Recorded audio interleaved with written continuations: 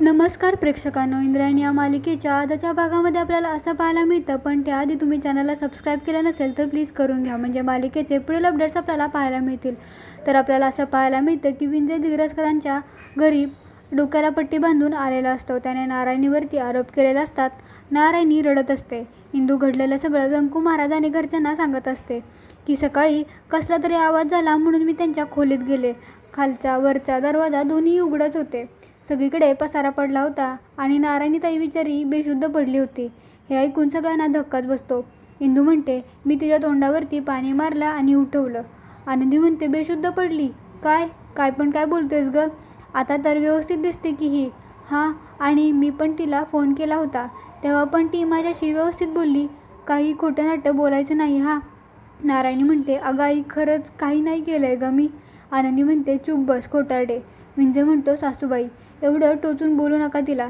समजावून सांगा, आमच्या धर्मपत्नी आहेत त्या तुमची कळकळ समजते आम्हाला, पण आम्ही ना त्यांची तक्रार घेऊन आलेलो नाही आहे. त्यांच्या मनात नेमकं काय चालू आहे ते समजून घ्यायचं आहे आम्हाला.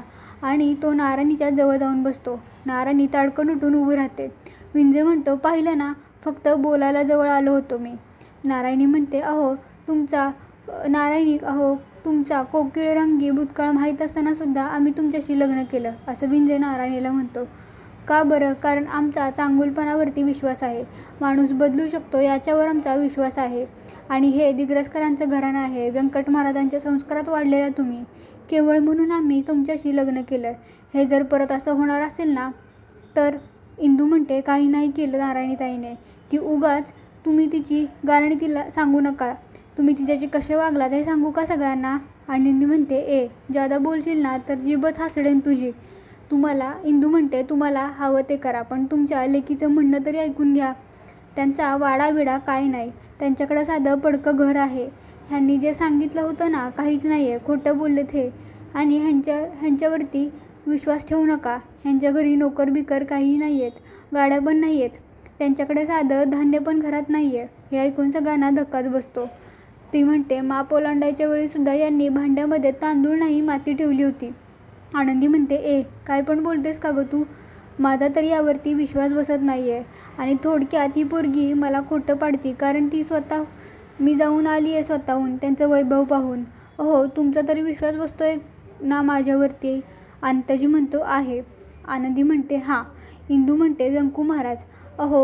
पण हे खरं आहे. व्यंकू महाराज म्हणतात, इंदू बाळा, आत्ता तरी जे काही सांगतेस ना त्याच्यावर संपूर्ण विश्वास ठेवावासा नाही वाटत आहे मला. विंजय म्हणतात, इंद्रायणी बाईसाहेब पाठराखीण म्हणून आल्या आणि पाठीत खंजीर खूप असला तुम्ही. केवढी बडदास्त ठेवली तुमची. नोकर चाकर रावले होते तुमच्या हाताखाली. इंदू म्हणते, दाजी, खोटं बोलणं पाप असतं. विंजय म्हणतो, नारायणी, तुम्हीच पडवलंय ना हिला सगळं. तुमच्या मनात नसलं ना आमच्याबरोबर राहायचं तर तसं सांगा, पण अशी आमची बेइज्जती करू नका. तुमच्याशी काही वावगं वागलो नाही, काही वाकडं वागलो नाही. उलट तुम्हाला समजून सांगितलं की झालं गेलं विसरून जा. सूडबुद्धीनं वागणारे नाही आहोत आम्ही. ह्या अशाच कावऱ्या बावऱ्या झाल्या होत्या ना वाडा पाहिल्यावरती. ह्यांचे डोळे दिपले होते. मग नारायणीला तो वाडा आठवतो. विंजय म्हणतो, तुमच्या पाठराखणीची किती बडदास्त ठेवली होती आम्ही. त्या बराकडं जायचं म्हणून तुम्ही तोडफोड केली, आरडाओरडा केला घरात. आणि तुम्हाला समजावून सांगत होतो, पण तुम्ही काय केलं तर हे केलं. आम्ही फक्त पतिधर्म म्हणून तुमच्यावरती हात उचलला नाही, नाहीतर सासूबाई रात्रीच येणार होतो तुमच्या घरी. बघा, तितकं प्रेम आहे आमका त्याच परागवर. इतकं वाईट आहोत का आम्ही? नारायणी रडत असते. विंजय म्हणतो, नव्हतं. लग्न करायचं तर आधी सांगायचं होतं ना. हे काय आहे? इंदू म्हणते, पण व्यंकू महाराज दाजी खोटं बोलत आहेत. त्यांच्याकडे घर वाडा काहीच नाही आहे. साधं त्यांच्या घराला रंग पण नाही आहे.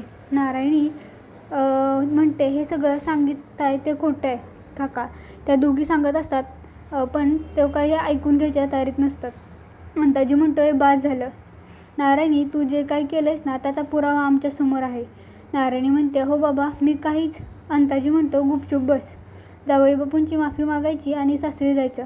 नारायणी म्हणते, पण. अंताजी म्हणतो, सोन्यासारखा जावई मिळालाय आम्हाला. त्याची जरा काळजी घे. त्याला जरा किंमत दे. काल लग्न झालंय आणि आज हिची थेरं सुरू. काही इथं थांबायचं नाही. निघायचं इथनं. निघ. व्यंकू महाराज म्हणतात, नारायणी आत्ता कुठेही जाणार नाही. आणि ते विंजनकडे जातात. म्हणतात, प्रेमनाथराव, तुमचं आणि नारायणीचं लग्न होण्यापूर्वी इंदूनं मला सूचित केलं होतं. माझ्या मनात तुमच्याविषयी संशय आहे असं कृपया मानू नका. तुम्ही पण आमच्या दोन्ही मुलींच्या विषयी जे काही सांगतायत ना, ते बोलतायत ना, संपूर्णपणे खोटं आहे हे असं आत्ता मन माझं मानायला तयार नाही आहे. हे बघा, पुढे जाऊन तुमच्या काय आमच्या काय मनात कसलाही गैरसमज राहू नये असं मला वाटतं. त्यामुळे आत्ता हे काही म्हणतात ना, त्याची शहानिशा करून घ्यावी एवढीच माझी इच्छा आहे. अंताजी म्हणतो, अय, माझी इच्छा नाही ना, पण विंजे म्हणतो, सासरेबुवा, त्यांचा काही विश्वास नाही आमच्यावर. त्यांना शहानिशा करायची आहे ना, करू द्या. तुम्हाला खोटं वाटतंय ना की आम्ही भांड्यामध्ये माती ठेवली होती आणि त्याला लाथ मारायला लावली ही? चला तिकडं, तुम्ही शहानिशा करून घ्यायला चला आमच्या वाड्यावर, म्हणजे त्यांना कळेल की कोण खरं बोलतंय आणि कोण खोटं बोलतंय. चला चला, लगेच चला, असं म्हणून तो तिथून निघून जातो. मग सगळे गाडीतून विंजेंच्या गावाला येतात. विंजे गाडीतून दुसऱ्याच बंगल्यासमोर गाडी उभी करतो उतरल्यावरती. हे बघा, नारायणी आणि इंदू तर चकितच होतात. विंजे म्हणतो, वाडा होता पण तो पाडून डोलजंग बंगला बांधलाय आम्ही. इंदू म्हणते, हा बंगला, हे घर आहे तुमचं? आनंदी म्हणते, नाही तर काय, तुला अजून काय बोलायचं आहे का टरमाळे? इंदू म्हणते, आम्ही ज्या घरी काल राहिलो होतो ना, ते घर हे नाहीच, हे दुसरंच आहे. विंजे म्हणतो, बघा, एवढा मोठा बंगला असताना आम्ही दुसऱ्या ठिकाणी कशाला घेऊन जाऊ? आम्ही त्यांना व्यंकट महाराज म्हणतात. अहो, का बरं खोटं बोलतात ह्या? इंदू म्हणते, अहो व्यंकू महाराज, नाही हो, खरंच नाही, मी खोटं नाही बोलत आहे. आनंदी म्हणते, ही पोरगी का खोटं बोलत आहे? ते वरचाच जाणे, कारस्थानी नुसती. इंदू म्हणते, अहो मोठ्या बाई, शपथ, आम्ही काल जिथं गेलो होतो ना, ते घर हे नाहीच. वाटलं तर तुम्ही त्यांच्या बहिणीला विचारा, त्या पण नव्हत्या काल. तेवढ्यातच चंद्रा पायऱ्या उतरत खाली येते. म्हणते, दादा. म्हणजे म्हणतो, आमच्या ताईसाहेबांना काही सांगू नका यातलं, पण त्या खूप रागवतील आम्हाला. हां. आनंदी म्हणते, हो.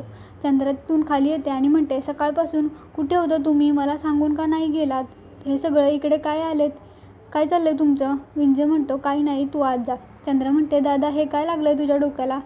विंजे म्हणतो, काही नाही, ते बाथरूममध्ये पाय घसरून पडलो आणि लागलं, बाकी काही नाही, तू जा आतमध्ये जा. चंद्रा रडत म्हणते, कधीही खोटं न बोलणारा माझा भाऊ आज खोटं बोलायला लागलाय. घरात नवरी मुलगी आहे, पाठराखीण नाही आहे, मग मी काय समजायचं? मोठमोठ्याने रात्री आवाज येत होते, पण सामानाची आदळापटचा आवाज येत होता, पण मी आत नाही गेले. पण प्रेमनाथ, मला खरं काय ते सांग, नाही तर मी आत्ताच्या आत्ता पोलिसात जाईन. हा. विंजे म्हणतो, ताई, अगं काही झालेलं नाही आहे. अगं माझा संसार आहे ना, मी बघेन काय करायचं ते. चंद्रा म्हणते, अरे पण असं कसं काय झालं आहे? विंजे सांगतो, सगळं सांगतो मी तुला, तू चल वरती. असं म्हणत तो तिला वरती घेऊन जातो.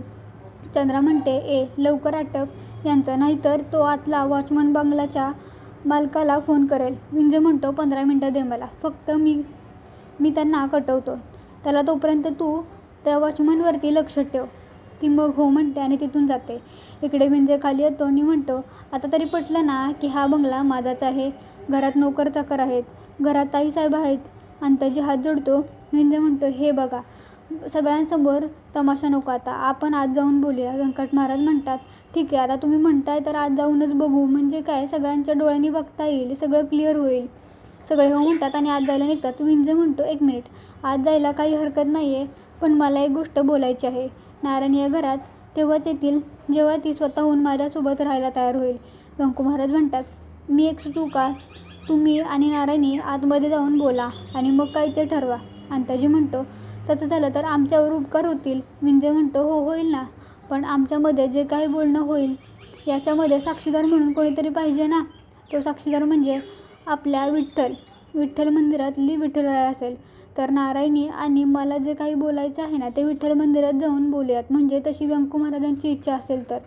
म्हणजे नारायणीच्या पण विठुरायावरती श्रद्धा आहे आणि तुमची पण विठुरायाला मानता ना. मग व्यंकू महाराज म्हणतात, ठीक आहे, जशी विठुरायाची इच्छा. अंताजी म्हणतो, ठीक आहे, चला जावई बापू, घरी जाऊया. आणि मग ते सगळे तिकडे जायला निघतात. इथेच हा भाग संपतो. आपल्याला हा व्हिडिओ कसा वाटला कमेंट करून नक्की सांगा. व्हिडिओ आवडला असेल तर लाईक करा, शेअर करा, सबस्क्राईब करा. धन्यवाद.